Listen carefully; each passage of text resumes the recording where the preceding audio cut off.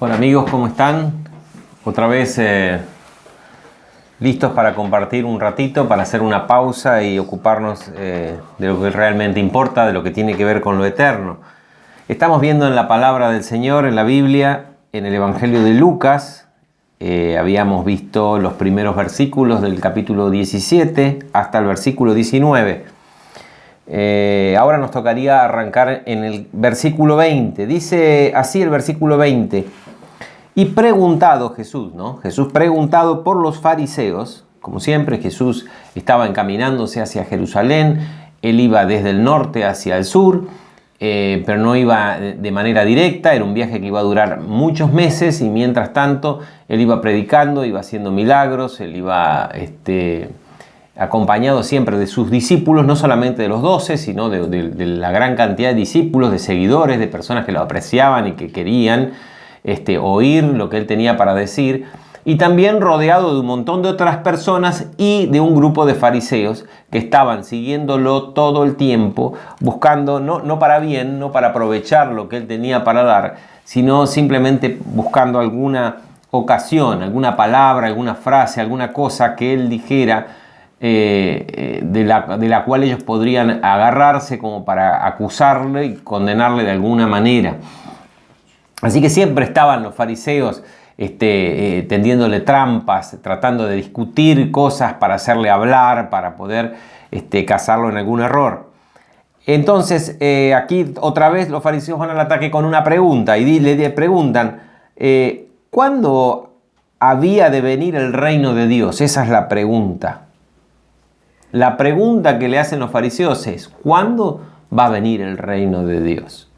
Tenemos que primero entender qué pensaban o qué tenían en la cabeza los judíos, específicamente los fariseos que están haciendo esta pregunta, respecto de qué era el reino de Dios. Para ellos el reino de Dios era un reino político, un reino militar, era un reino como cualquier reino en ese momento existía en la tierra. Es decir, significaba para ellos la recuperación de la nación israelita de toda la gloria que había tenido y aún mayor, porque esa era la promesa, que el Mesías iba a traer una gloria mayor a la gloria de los reyes que tuvieron en su historia más grandes, ¿no? David y Salomón. Entonces, le preguntan a él haciendo un cuestionamiento un poquito con una ironía, ya que él se decía o se mostraba como el Mesías, como el que había sido prometido desde hacía tantos siglos por los profetas. Le preguntan, ¿y cuándo vendrá? ¿Cuándo será que va a llegar ese ejército? ¿Y cuándo será que el reino de Dios y el Mesías va a tomar el trono en Jerusalén y va a expulsar a los romanos y va a conquistar la tierra y va a ser un reino poderoso, maravilloso, que va a traer paz a sus habitantes y felicidad y todo lo que estaba prometido en las profecías? Entonces, eso es lo que ellos tenían en la cabeza. Por supuesto, se contrapone totalmente con lo que realmente significa el reino de Dios para Jesús, para Dios, y lo que Jesús vino a traer a esta tierra, y lo que realmente las profecías de tantos siglos estaban diciendo, que el reino de Dios no era un reino político, no era un reino militar, no era un reino que venía a establecerse en un lugar determinado. Y Jesús les responde y les dice, el reino de Dios no vendrá con advertencia. Y en el sentido, acá tiene doble sentido, se puede decir con advertencia, es decir, con aviso previo, pero también tiene un sentido de que no vendrá con manifestación ostentosa y pompa como se establece un reino aquí en la tierra. No vendrá un ejército victorioso, un general en un caballo blanco, no sé de qué color, a instaurar un nuevo tiempo con poder que normalmente surge después de una revolución y de una guerra o una batalla de la cual el rey o el futuro rey surge victorioso, sino que este reino de Dios iba a venir de una manera secreta. Porque si no viene con advertencia, es decir, no viene con un previo aviso y tampoco vendrá con pompa, es decir, que viene de alguna manera escondido. Ni dirán, helo aquí o helo allí, porque el reino de Dios está entre vosotros, ya está entre vosotros. Es decir, no pueden decir el reino de Dios está acá o está allá. Es decir, no se va a circunscribir simplemente a la nación de Israel. Y ahí Jesús rompe con la idea central que tenían ellos respecto del reino de Dios, que nacía de su nacionalismo, de su creencia de que la nación judía era, como pueblo elegido de Dios, superior a todo el resto de las naciones, y que de ahí va a venir el gobierno universal desde Jerusalén. Jesús le dice, no, el reino de Dios no va a estar en un lugar o en otro, no se va a circunscribir a un lugar específico en la tierra, porque no es justamente un reino de este mundo. Entonces, le dice una cosa fundamental, hermosa, maravillosa para ellos, para sus discípulos que estaban escuchando también y para nosotros hoy. Le dice, el reino de Dios está entre ustedes. Ya está. Toda la potencia del reino de Dios ya está entre ustedes, porque estaba Él, porque había comenzado ya todo el trabajo de instauración de ese reino de Dios con la venida de Jesús. Ahí había comenzado. El cumplimiento de las profecías de muchísimos siglos habían comenzado en esa época. Ya está entre ustedes. Y está, como diciendo, está al alcance. Sí, pero ¿dónde está?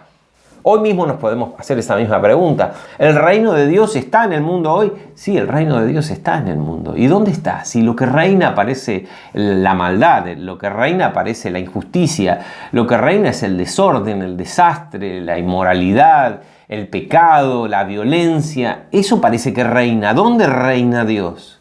¿Dónde está el reino de Dios? Es una buena pregunta. Es algo que tenemos que hacernos y tenemos que tratar de alguna manera de conocer y de entender. Ahora, hay algunos detalles que yo quiero referirme al reino de Dios. Primero, ¿qué es el reino de Dios? No lo podemos definir porque la Biblia no lo define. La Biblia hace referencias y nos da determinadas características del reino de Dios, pero no hace una definición. Por tanto, nosotros mal podemos hacer una definición, pero sí podemos esbozar algún concepto, alguna idea de todas esas características que la palabra nos da, como para que nosotros podamos tener una idea de qué se trata. Es un sistema, el reino de Dios, ¿no? Un sistema, un ámbito en donde, por supuesto, Cristo, Jesús, es el Rey. Y si Él es el Rey, es el soberano. Soberano significa que Él tiene toda la potestad de hacer su voluntad en ese ámbito. En ese ámbito, la voluntad de Dios se cumple. Los principios que rigen este sistema se cumplen. Y estos principios del reino de Dios están basados en lo que Dios es, en su naturaleza. Fíjense que dice Romanos 14, 17, dice, el reino de Dios no es comida y bebida y cosas de acá. No es cumplir con cosas, se les está hablando a los religiosos, sino que el reino de Dios es paz, justicia y gozo. El reino de Dios también lo podemos ver como lo que Dios es, amor. Los principios del reino de Dios se basan en amor. Primero, la entrada al reino de Dios es por gracia y misericordia. De esa forma, el amor de Dios se refleja hacia todos nosotros, los que de alguna manera podemos empezar a participar, a disfrutar, a interiorizarnos en el reino de Dios. Jesús, cuando enseñó esta oración, digamos, modelo, digámoslo así, el Padre Nuestro, parte de ella dice, venga a nosotros, venga tu reino, que tu reino se establezca en nosotros. ¿Qué quiere decir eso? Que tus principios, que tu voluntad se empiece a establecer en mi vida. Entonces el reino de Dios está acá, en nosotros. Ahora, el reino de Dios, otra característica que nos da la palabra, es que es espiritual, no es un reino de acá. Jesús se lo dice a Pilatos, cuando Pilatos le dice, acá te están acusando de que vos te querés hacer rey. ¿Sos rey? Sí, Jesús no le dice sí, le dice, mi reino no es de este mundo. Porque si mi reino fuera de este mundo, yo tendría un ejército que pelearía por mí, porque así se establecen los reinos de este mundo, bajo el ejercicio del poder y el ejercicio de la fuerza. Pero este reino se establece con otros principios. Otros principios. Mi reino no es de este mundo. Y después, fíjense, y esto sí lo quiero leer, en Juan, en el Evangelio de Juan, el capítulo 3, cuando Jesús estaba hablando con un fariseo llamado Nicodemo. Y Nicodemo trata de ser sincero con él y le dice, mira, nosotros, muchos de los fariseos, veían en Jesús la manifestación del poder de Dios. Entonces querían decinos, ¿sos o no el Mesías? Y Jesús le dijo, mira, Nicodemo, de cierto te digo, pero te digo la verdad, la verdad. El que no nace de nuevo no puede ver el reino de Dios. Profundo para pensar, ¿no es cierto? Es decir, este reino de Dios está oculto para toda la mayoría de las personas que no nacen de nuevo. Lo que pasa es que como es un reino espiritual, tiene que ser revelado por el Espíritu de Dios, porque las cosas espirituales se entienden espiritualmente. ¿Y qué significa que sea espiritual? Todo lo contrario a nuestra manera de pensar, que es carnal, humana, ¿no? Lo espiritual tiene que ver con lo divino, con lo que es de Dios. Este reino es el reino de Dios, es un reino espiritual. ¿Y qué relación tiene con nosotros si nosotros estamos hundidos acá en nuestra naturaleza humana? Es que justamente ese reino de Dios viene a esta tierra para levantarnos a nosotros de nuestra posición de miseria, de necesidad y de pobreza humana, levantarnos a un nivel muy superior.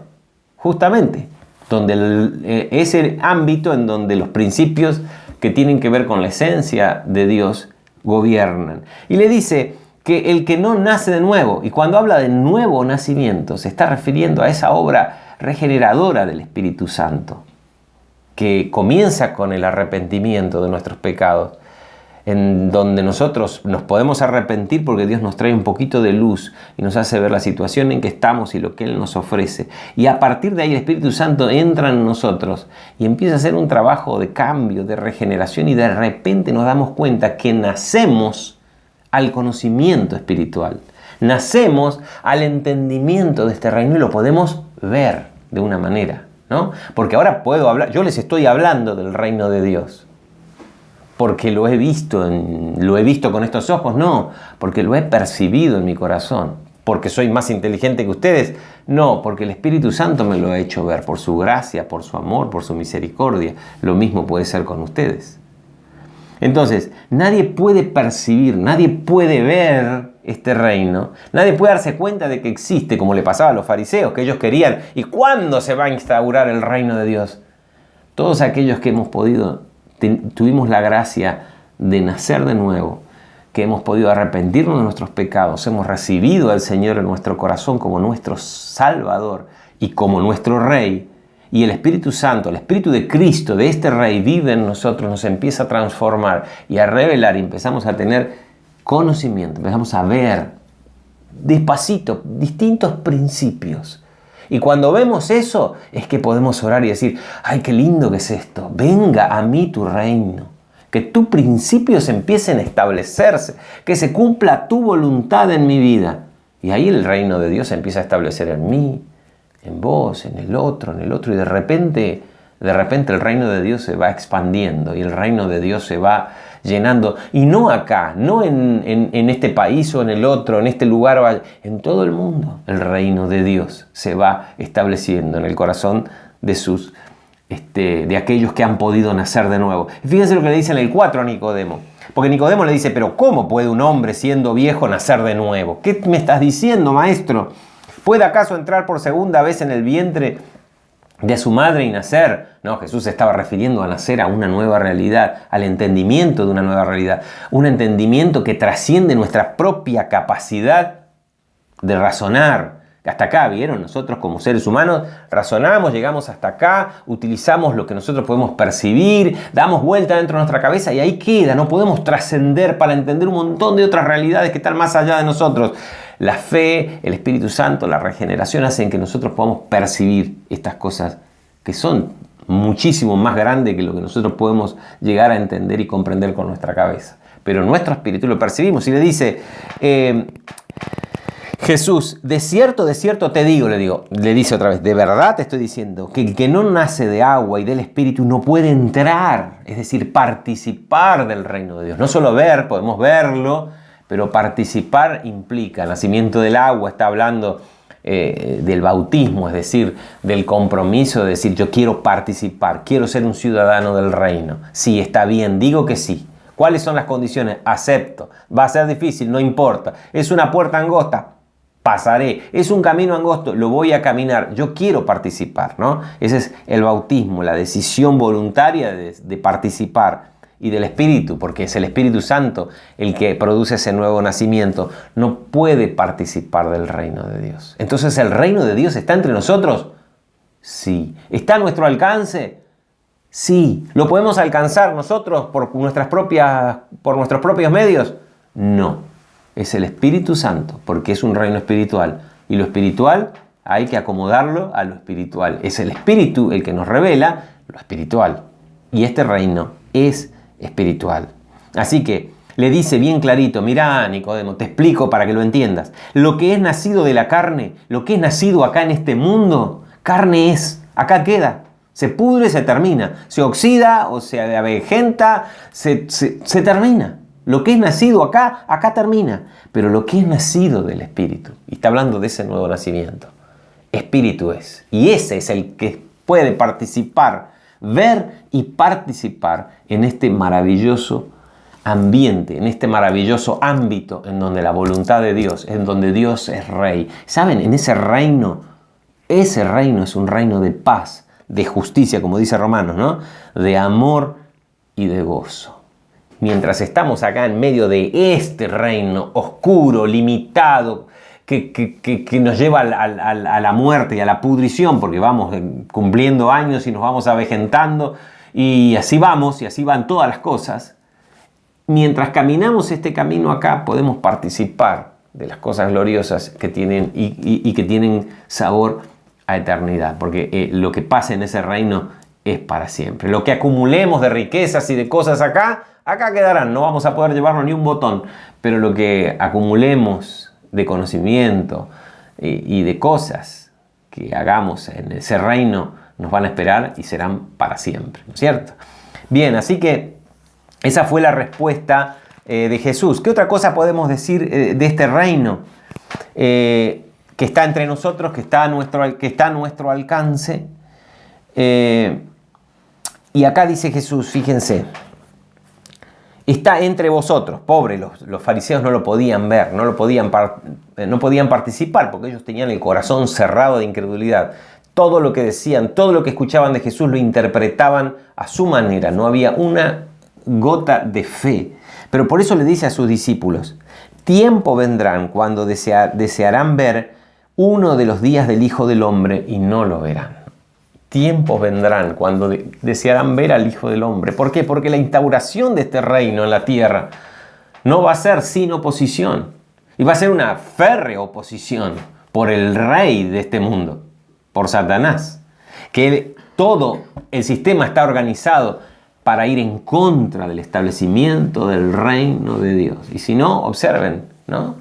¿Por qué la religión más perseguida es la cristiana? Todo lo que se llama cristiano, aunque sea falso, pero si tiene el nombre de cristiano, va a terminar siendo perseguido, cuestionado, ridiculizado, ¿no? Uno puede decir cualquier cosa, pero si uno menciona el nombre de Jesús en público, normalmente tiene ese rechazo, tiene esa oposición. Y la oposición y la persecución llegarán a ser tan grandes, le dice Jesús, que desearán, van a suspirar por la venida del Señor. ¿Por qué? Porque este reino hoy está en secreto, pero un día